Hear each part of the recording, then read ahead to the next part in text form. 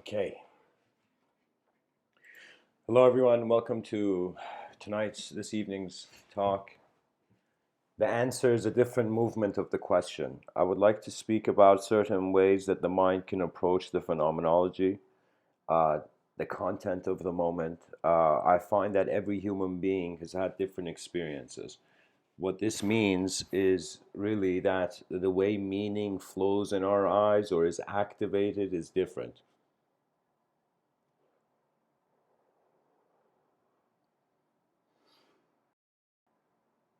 In life, I consider that I have been an attention witnessing design. Every day, design, design, design. Now, as in the conscious waking state, when the person wakes up in the morning, they find themselves to be an attention that can be directed. Now, the inner reality and the outer reality of the human being have a relationship where sometimes the inner give meaning to the outer, sometimes the outer can give meaning to the inner. If, for example, one wonders what to do and they haven't ate for days, or it becomes a matter of an external kind of inefficiency, it's as if the purpose of life is survive, physically survive. Do you know? Now, if the person, in some sense, has an inner,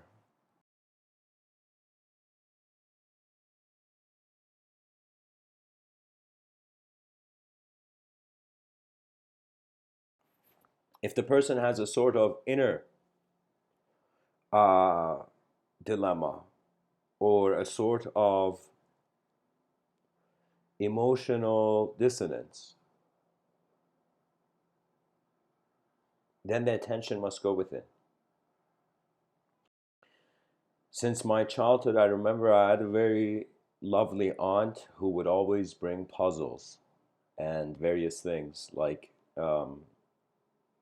I remember one of the board games she would bring when I was younger, when we would visit her in Germany, was that she would show this game called Tangram, which was a bunch of shapes that you had to turn into a specific shape.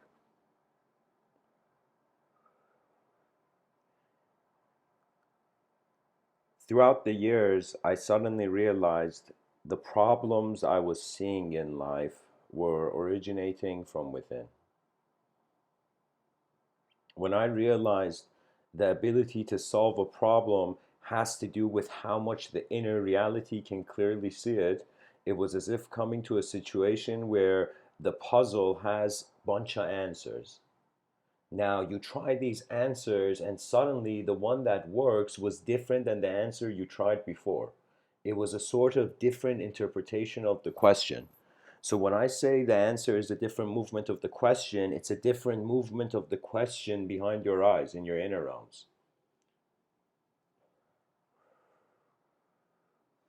I'll give you the example of the Rubik's Cube. I remember when I was like, what was I, like 15 or something? My family would go on these long road trips, and me and my brother were in the back seat. And I remember the Rubik's Cube was the new thing. And was like the attention grabber of the moment. And so I was constantly trying to solve it. And I remember I found a strategy to make two-thirds of it, but the top would just be, in some sense, unfathomable. So I managed to solve, very coincidentally, the Rubik's Cube to two single points at the end. Except only those two were off, but it was a game of chance after the two levels were completed. Later on, when I say later on, like, I don't know, weeks later, I realized there's an algorithm to solving it. And then I memorized the algorithm and it was easy to solve, you know. And the complexity of the Rubik's Cube is that when you go to the top layer, you got to do a lot of movements just to change the side of one thing, you know. Anyways, what I'm saying is I attempted to solve the problem. I went to a certain level of my own capacity through my own experience. When I couldn't go any further, it was as if there was an algorithm. And when I looked at the algorithm was an approach to the problem I did not have before. So the cool thing is that when any person has any sort of challenge, begin to see that if the problem was an object in front of you, you could perceive it from different angles, you know? like a fountain, you can move around it and see it from different angles, different directions. Similarly, a fountain, a statue, whatever. So I'm saying that the problem can have multiple meanings behind your eyes, even though it may be the same problem. And sometimes intelligence for the human being is in the subjective realm, creating a lot of probabilities, and eventually one of these probabilities becomes the key that goes into the lock.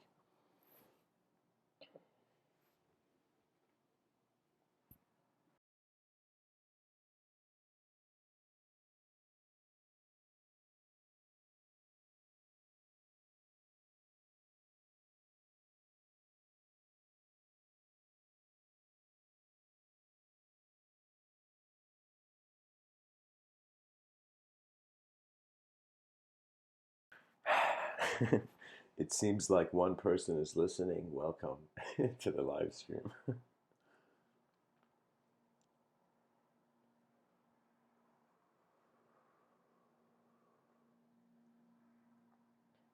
It's a fascination that arises from one's hidden dimensions.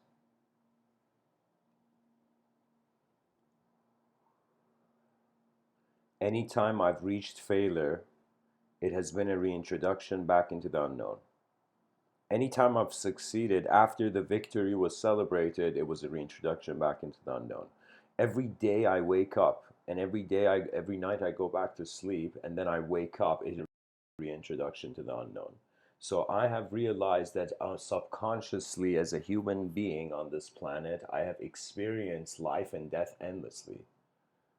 Every night asleep and in deep sleep, what is the person? Can anybody say during deep sleep they have an ego, they have an identity, they are something? No, it's like a gap of perception. It doesn't mean there isn't awareness, it just means there is no image.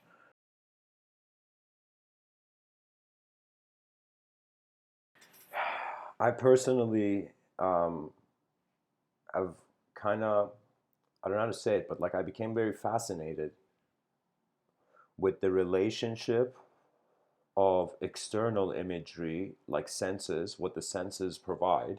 Right now, this physical body I'm existing in, this room that I'm perceiving, it is like something that's provided. This was like a math exam. It's like given, you know. So the relationship of how sensory perception is something and how sensory perception becomes meaning, and how we don't just relate objects with objects, we also relate objects with abstract symbols, which is subjects. So when you suddenly recognize there is a subjective dimension to anything, there can be. That's the whole point of language. We created the words. Why did we create the words? Because we wanted the experience to be transmitted, to be shared. We are creatures that, of course, if you were to ask a sociologist, like the person's dedicated their life to that the human being has been so complexly influenced by society that they are by nature a social being. We even had, I mean, Hegel isn't a sociologist, but he's a great philosopher. And Hegel suddenly countered a kind of conclusion that Rene Descartes had. You see, the cool thing about philosophy is not just the person having a view of their own. The cool thing about philosophy is recognizing there has been a long kind of history of very human beings,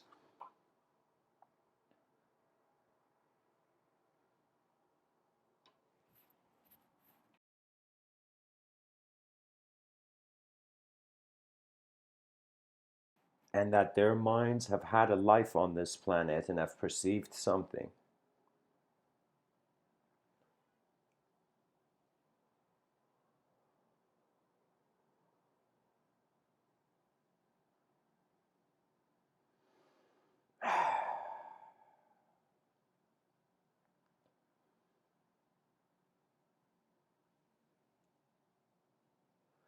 The dream state is a testament to the subjective realm. In a dream, the mind is moving the body. But when one wakes up, it's as if like the body's moving the mind. Physicality becomes much more crucial, and its density is different. The most mysterious thing is that at the edge of every reference we have, there is the void.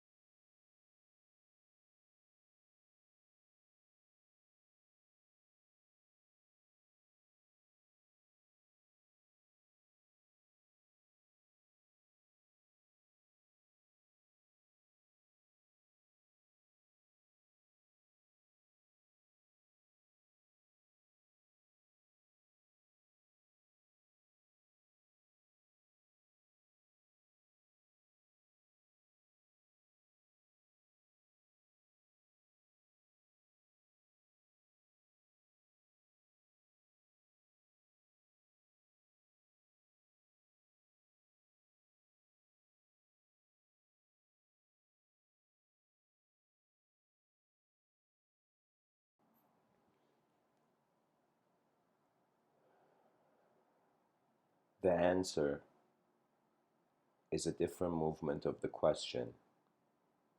The same way we look at our civilization and its advancement must be a different movement than its inefficient expression, its inefficient outcome.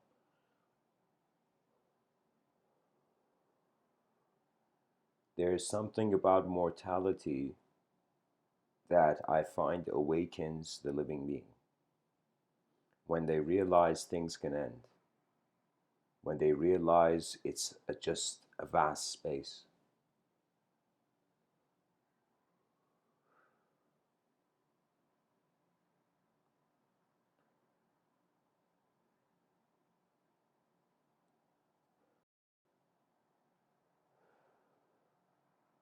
I find comfort with the inevitable allows one to fully perceive the moment. And that comfort will arise when there is a contentment on an elemental level. That means the human being tends to have its emotions. Uh, I consider if life is like something being piloted, emotions are suddenly turbulence in this airplane that the person's attention is navigating, this plane of existence.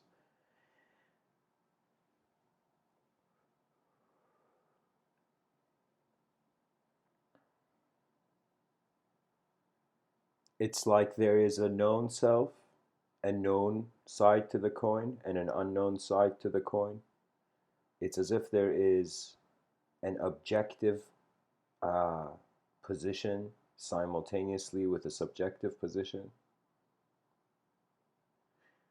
In other words, one can observe the problem, especially when they're outside of it. Some problems you can't even see unless you step outside of the sphere of that problem.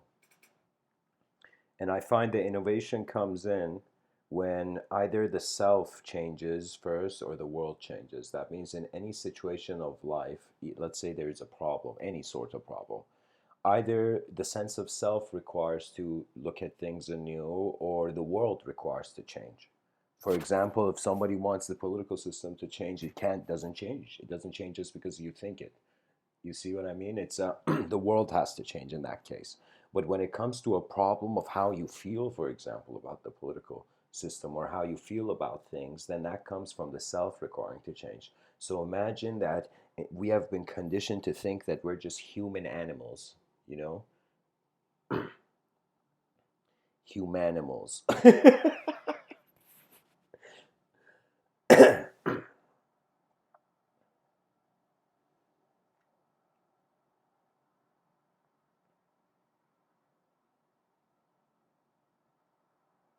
And I think it has to do, the inner realms have to do with how you animate them and how you ultimately are seeing the overall view of things.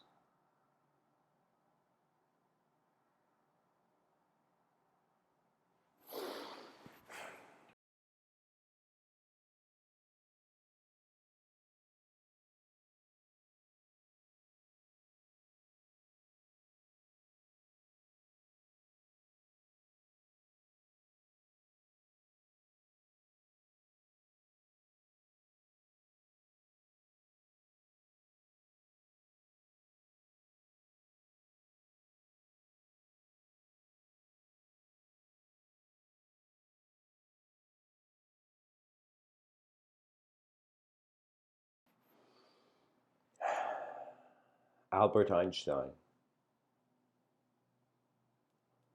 has said you cannot solve a problem at the same level of consciousness that created it.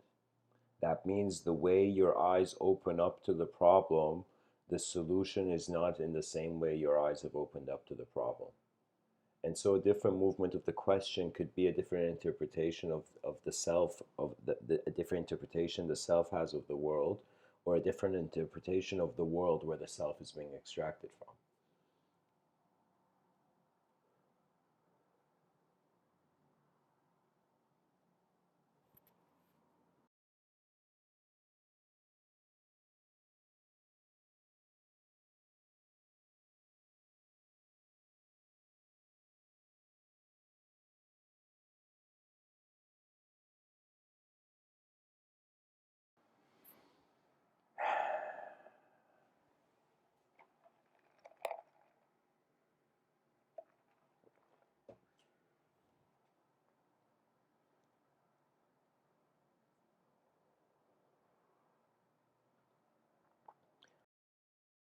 if the person, any person, just looks at things through these four dimensions that I'm going to tell you right now, I think any problem can have an answer.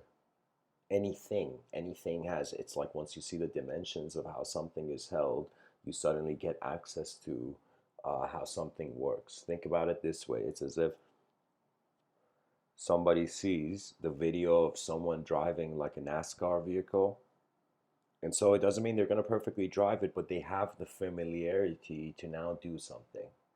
And it's kind of like in life, the person has to find something. How can I tell you? It's like your work begins the moment you're awake.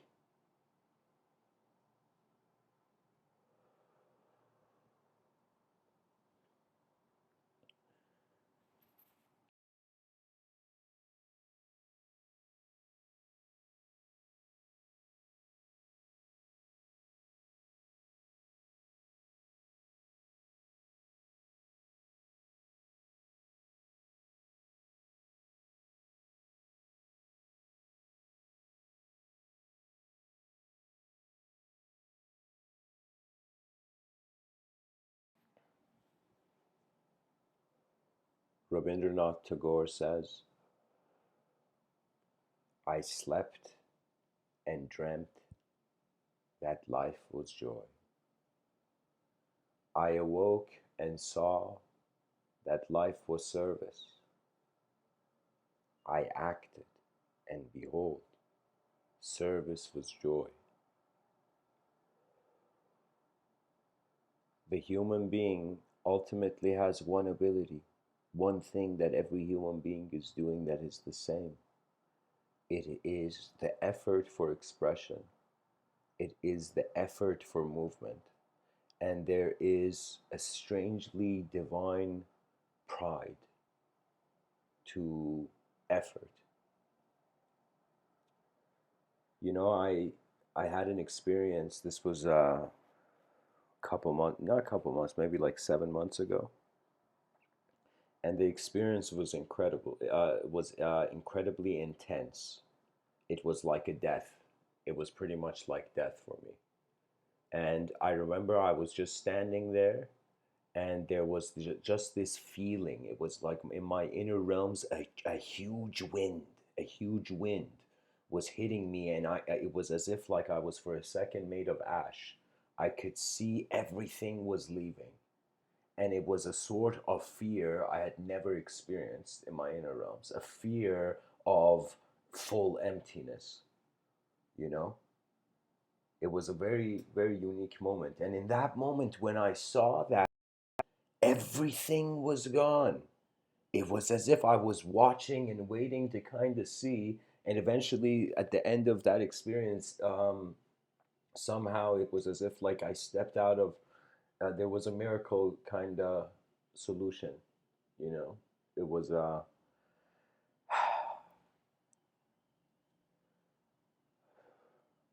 a blessing found me at the end. But in that experience, the shock that I internally was going through was one where empty handedness I had never experienced before. And I realized what is valuable is not how we make ourselves feel. What is valuable is not just the self that we try to become, it is how we were a part of the world while we were alive, how we treated not just people, the whole world. Let me tell you a little secret. You know, your mind is being your whole moment right now. Any person you have hurt your mind simultaneously. Any person you have loved your mind simultaneously. And that's the deeper recognition of the human being, that it is not lost to certain frameworks of meaningful existence. For me, meaning is like the weather. Sometimes, sometimes it's a sunny day. Oh my God, life is so meaningful. But sometimes it's not a sunny day, and it's as if in every raindrop you're feeling the sorrow of your existential condition.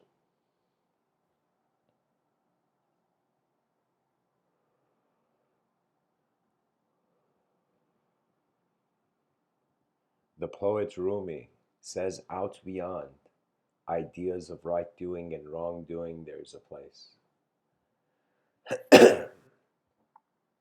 I will meet you there. And when the soul sits on that grass, the world is too full to talk about. There is a state that has nothing to do with objects, but has to do with how subjects are evoking meaning into the object. What I was going to say, which I feel I never completed, it was the idea that Rene Descartes had come to this conclusion of an isolated thinking subject. Pretty much this dude, his method towards truth was to doubt everything. He had a sort of methodical doubt. In that methodical doubt, he doubted everything, everything, everything until he came to a point where he's like, I can't doubt the doubter. He couldn't doubt the isolated thinking subject. So he felt that he was an isolated thinking subject, and this thinking subject that was doing the doubting was in some sense another dimension where the mind exists in. The mind-body dualism of Rene Descartes, therefore. So Hegel responds, and Hegel says, hey, hey, hey, Descartes, hang on. Your truth that the isolated thinking subject cannot be doubted is not accurate, because the only way you have the isolated thinking subject is because of your social conditioning. That means you require society. That means you can't be a soul without a world, in other words.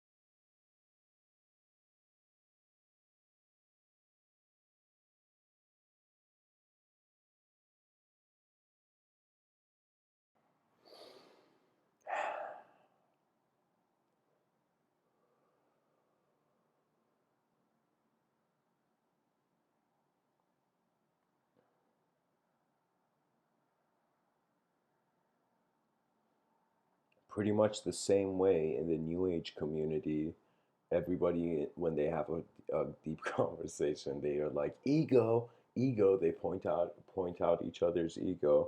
The same thing with Rene Descartes and Hegel. It's like this thing with philosophers throughout history, where it's as if they are self-critical of the singular, the dualistic, and the void. That means that's the cool thing about language. That's the cool thing about life. It has simulated as a self in a world, therefore arising as a dualistic dimension. The dimensions I have considered are zero, the zero dimension, I say, the one dimension, the two dimension, and then infinity. After duality, pretty much there comes a sort of infinite authorization in the inner realms, at least. You become comfortable with space. It's a strange thing to say, but just learn to, as a human being, to become comfortable with space.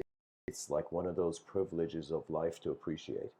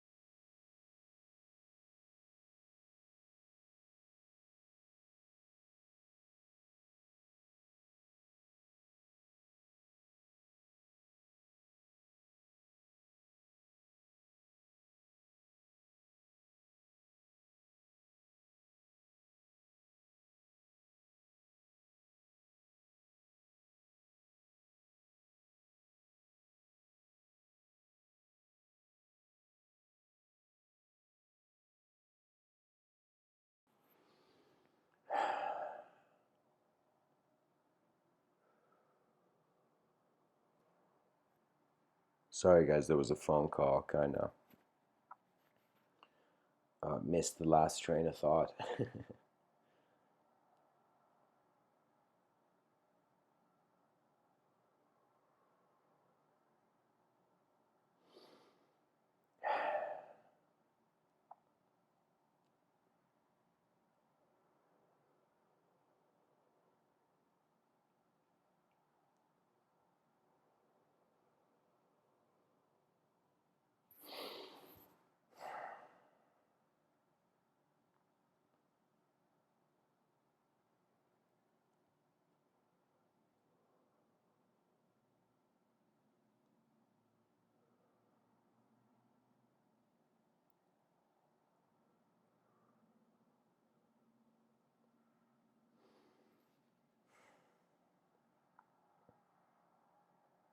After the confrontation of the void and space and being comfortable with the space, you must be comfortable as a human being, as an advanced communicator within the moment, with a singular phenomenon, a singular phenomenology. That means you're suddenly comfortable with objects being as they are.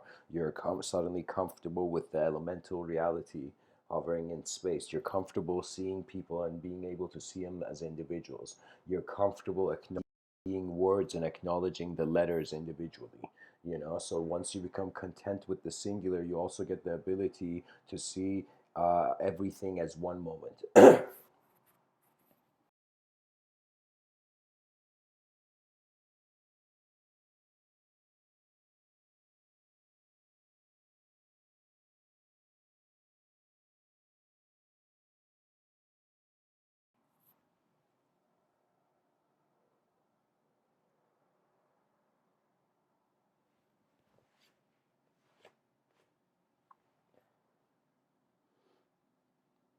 Once one is comfortable with the singular, in other words, the person is comfortable with like the void, silence, stillness,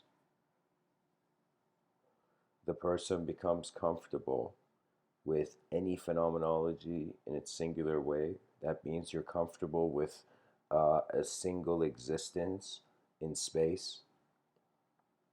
You're comfortable with pretty much existence at that point when you're comfortable with the singular dimension, with the one dimension.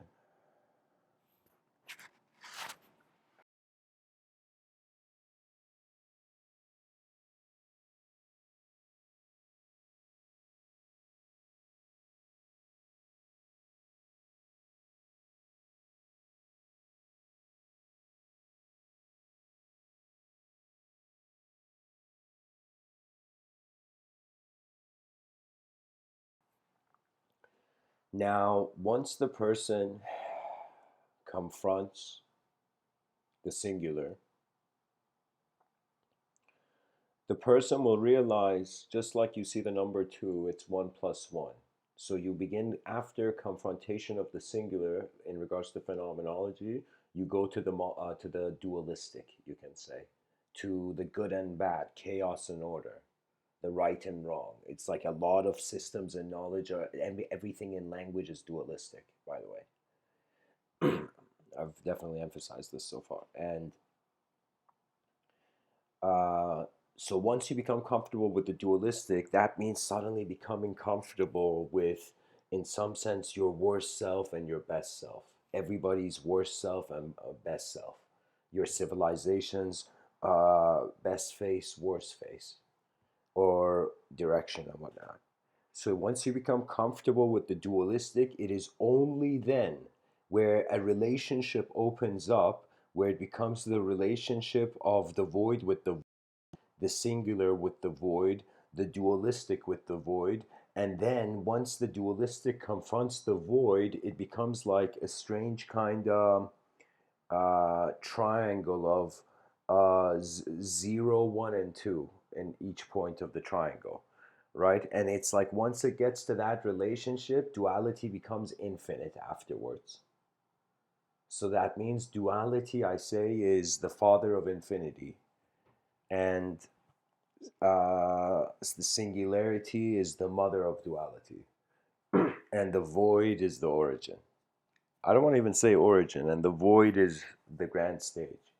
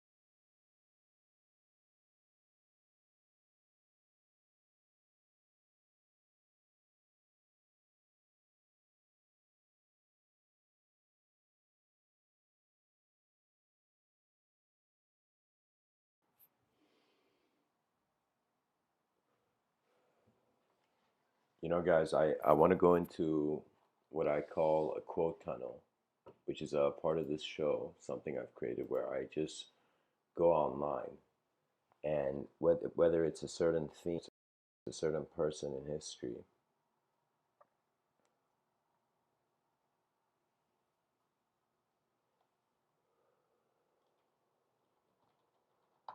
I just read a bunch of quotes just for us to get a sense of what other ideas there are out there on this, how other people's eyes have opened up to the idea of the answer. So here it is. I'll read a bunch of these quotes. Sigmund Freud.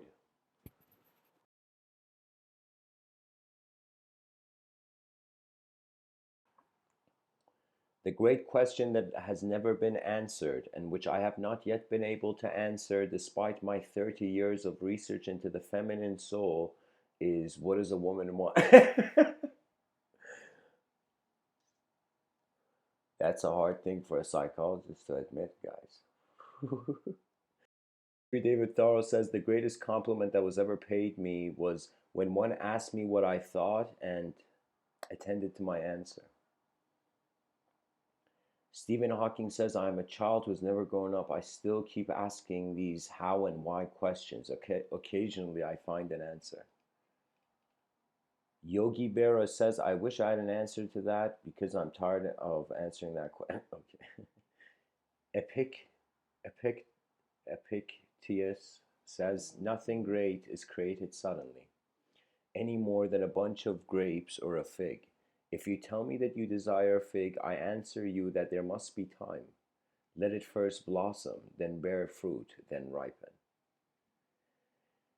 Jiddu Krishnamurti says the question of whether or not there is God or truth or reality or whatever you like to call it can never be answered by books, by priests, philosophers, or saviors. Nobody and nothing can answer the question but you yourself. And that is why you must know yourself. Immaturity lies only in total ignorance of self.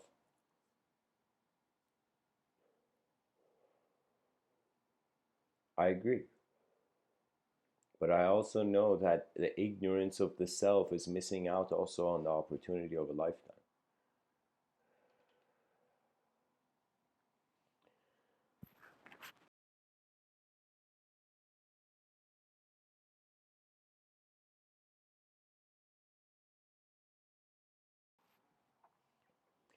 Alexis de Tocqueville, Tocqueville says, as one digs deeper into the national character of the Americans, one sees that they have sought the value of everything in this world only in the answer to this single question: how much money will? Okay, okay. Let's see. Let's find more deeper.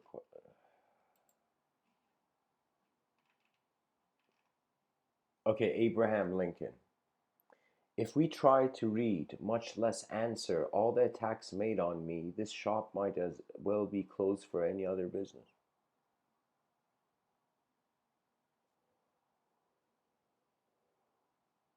Mark Twain says, I was gratified to be able to answer promptly, and I did. I said I didn't know. Oscar Wilde says, when the gods wish to punish us, they answer our prayers.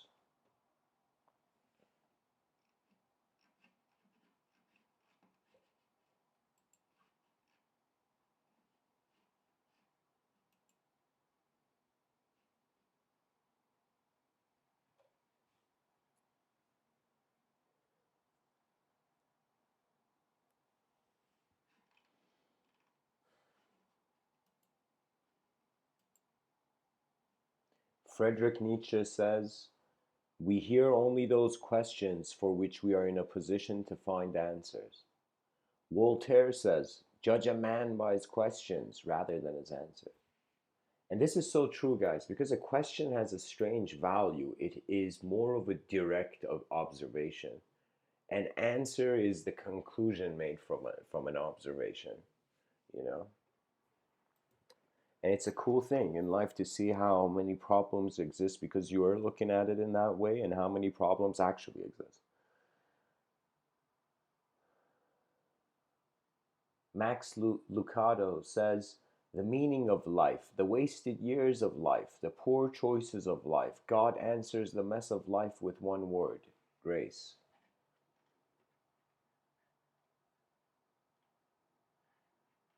Bruce Springsteen says, adult life is dealing with an enormous amount of questions that don't have answers. So I let the mystery settle into my music.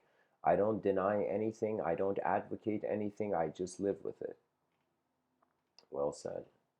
Voltaire says he must be very ignorant, for he answers every question he's asked.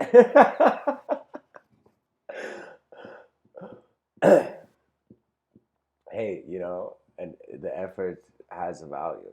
Martin Luther King Jr. says, rarely do we find men who willingly engage in hard, solid thinking. There is an almost universal quest for easy answers and half baked solutions. Nothing pains some people more than having to think. Henry David Thoreau says, nature puts no question and answers. Nature puts no question and answers none which we mortals ask. She has long ago taken a resolution. Wow. Barack Obama says, on every front, there are clear answers out there that can make this country stronger. But we're going to break through the fear and the frustration people are feeling. Our job is to make sure that even as we make progress, that we're also giving people a sense of hope and vision for the future. This is very important. Because, guys, the vision for the future is like what your species wants.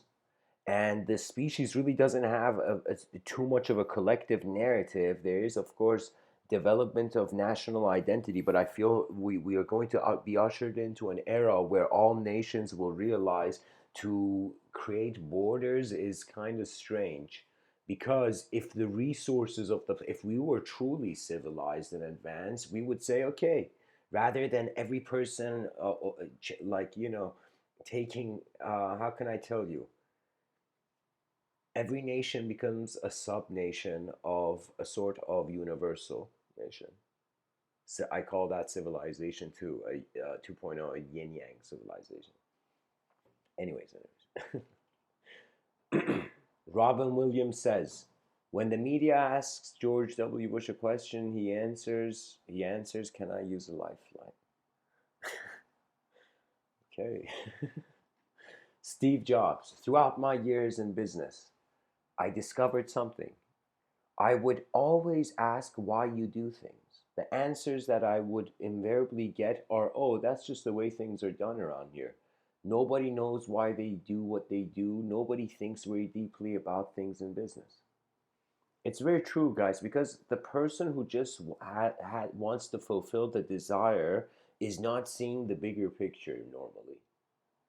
You know, those people who try to grab everything they see, those people, it's as if they don't see the greater depth to them. Not depth, but the kind of like some things in life are like wine, like good wine. You got to let it kind of, you know, orbit around the sun a little bit.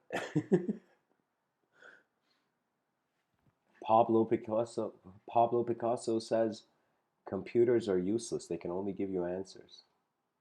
George Carlin says, the reason I talk to myself is that I'm the only one whose answers I accept. Eckhart Tolle says, being at ease with not knowing is crucial for answers to come to you. Tony Robbins says, successful people ask better questions and as a result they get better answers.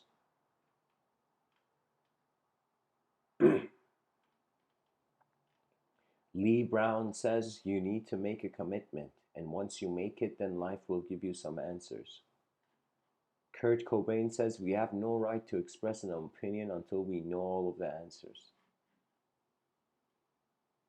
Kurt Cobain says, I'm a spokesman for myself. It just so happens that there's a bunch of people that are concerned with what I have to say. I find that frightening at times because I'm just so confused as most people. I don't have the answers for anything. William Arthur Ward says, it is wise to direct your anger towards problems, not people, to focus your energies on answers, not excuses. Richard Bach says the simplest questions are the most profound. Where were you born? Where is your home? Where are you going? What are you doing? Think about these once in a while and watch your answers change. And that's so crucial, guys, to watch change. That's so crucial because ultimately, if you want to consider intelligence to be a field of intelligence, it has no body. Do you know? Do you know what that means? That means space is alive.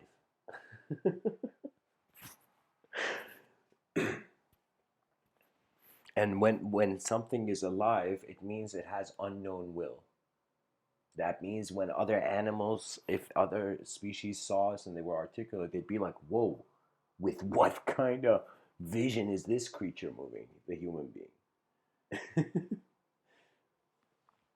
Richard Bach says you don't want a million answers as much as you want a few forever questions. The questions are diamonds you hold in the light. Wow. Study a lifetime and you see a different you see different colors from the same jewel. What an incredible poetic vision. Questions are like diamonds, he says, that you hold in the light. Just imagine holding a light on, like, your reading lamp, holding a diamond in front of your reading lamp.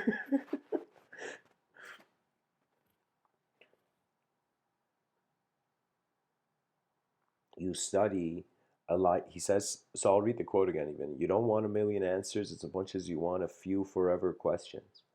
The questions are diamonds you hold in the light. Study a lifetime and you see different colors from the same jewel. Exactly.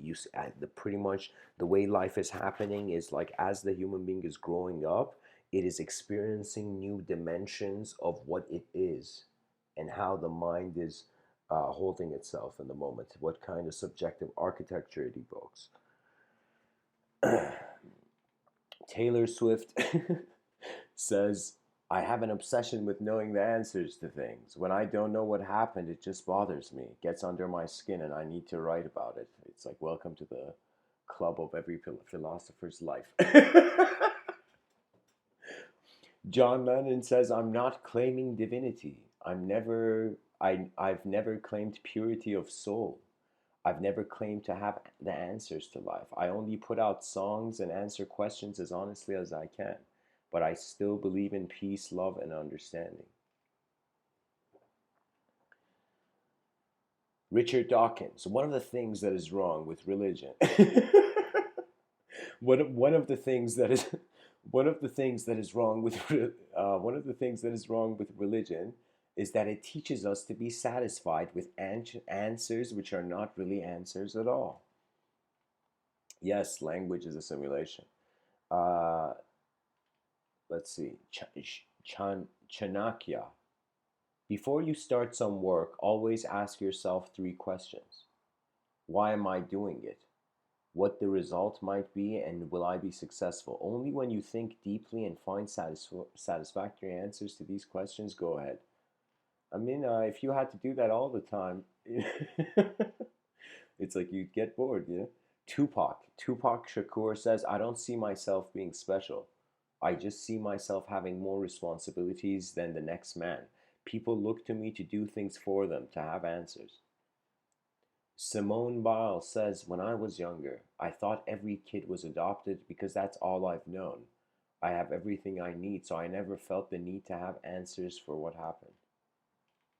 That's a very big point on contentment with existence. Yeah. Simon Sinek says the quality of a leader cannot be judged by the answers he gives, but by the questions he asks. Simon Sinek says, it is only from the people I've had the good fortune to meet that I am learning the lessons to guide me. Baz Luhrmann, director of Moulin Rouge, for example, has a childlike curiosity about the world. He doesn't pretend to know all the answers. Quite the opposite, in fact. He asks loads of questions of everyone.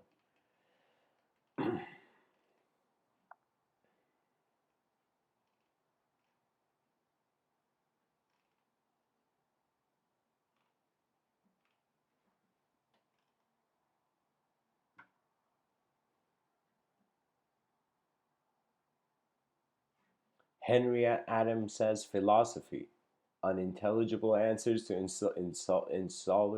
insoluble problems. Will Durant says the most interesting thing in the world is another human being who wonders, suffers, and raises the questions that have bothered him to the last day of his life, knowing he will never get the answers.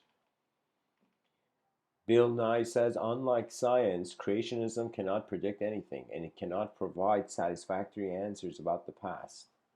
James Thurber says it is better to know some of the questions than all of the answers.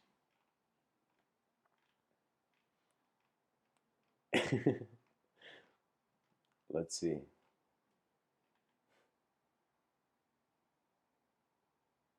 Charlie Sheen says, I still don't have all the answers. I'm more interested in what I can do next than what I did last.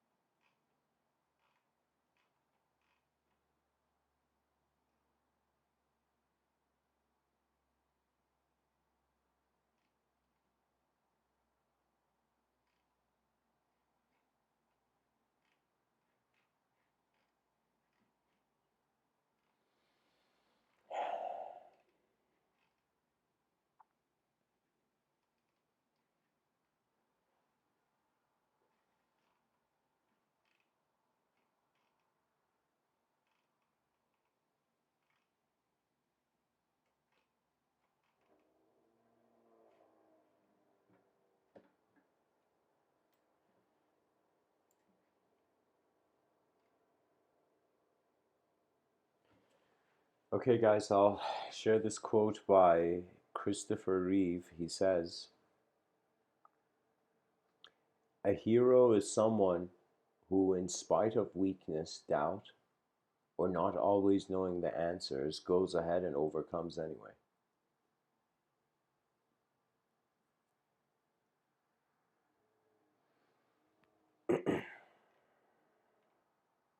Marilyn Hewson says, in times of uncertainty, employees crave clarity. As a leader, you won't always have all of the answers. No one expects you to. So you must be open to listening and learning from others. Once you understand a particular challenge and outline the options, you have to be confident in making bold and optimistic decisions.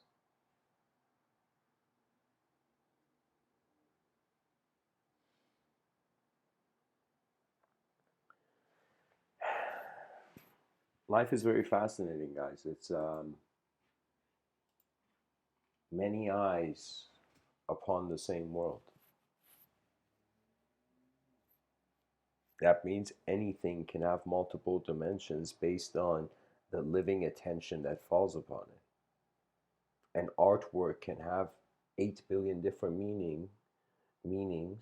So in other words, it's like if 8 billion people saw one artwork, you know, there would be 8 billion interpretations on that artwork suddenly. It'd be like there's very a lot of dimensions to it suddenly.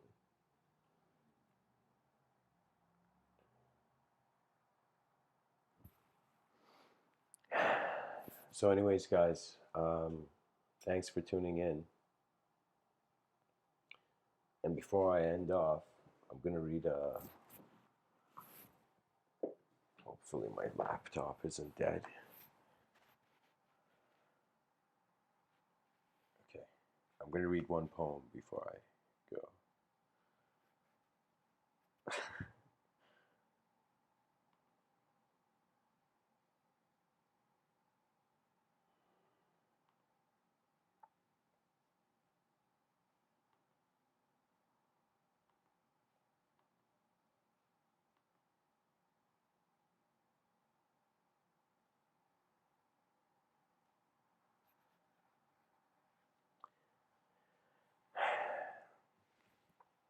This poem is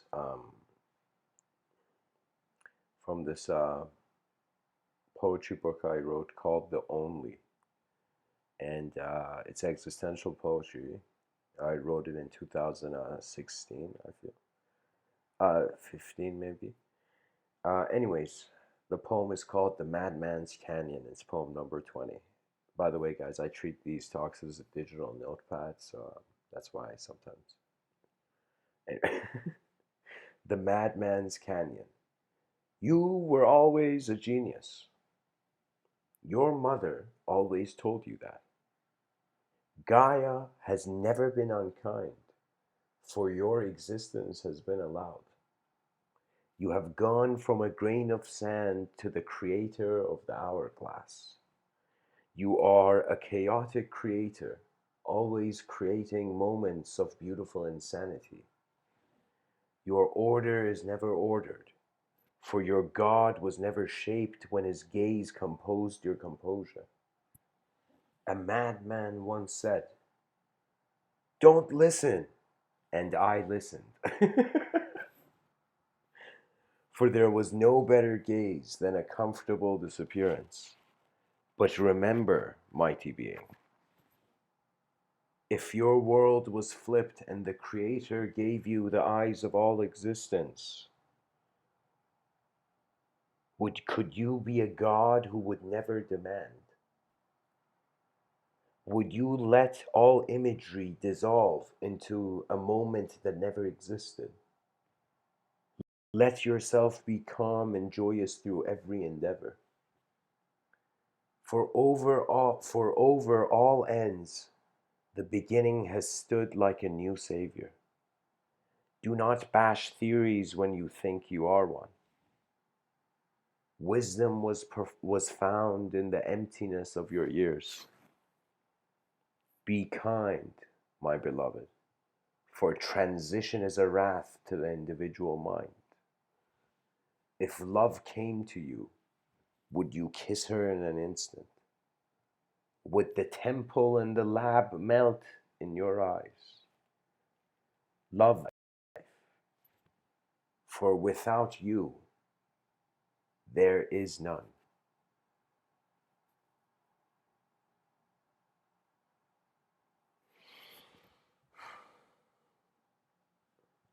I'm going to read one more, guys. The poem is called, it's the one after, it's called Guests of Chaos. Guests of Chaos. One morning, I chose to hold a new pen.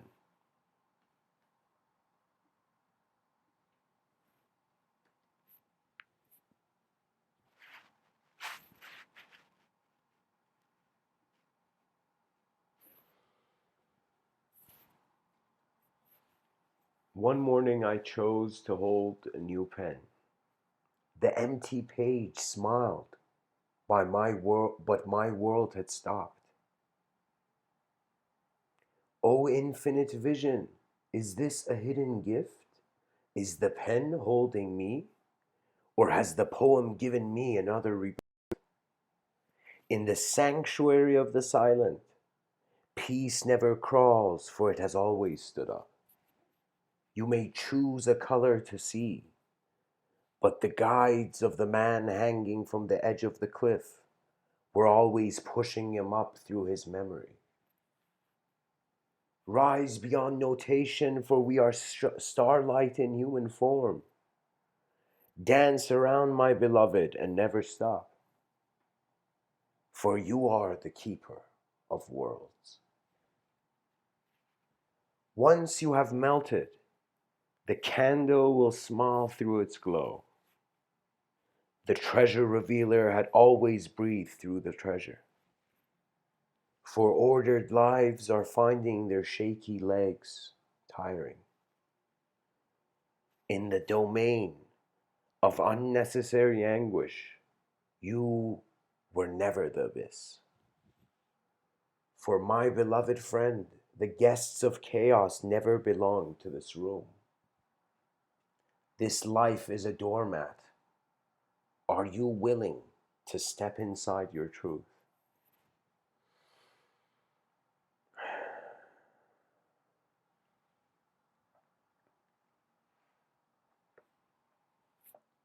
Thank you for listening. I hope this talk has been helpful.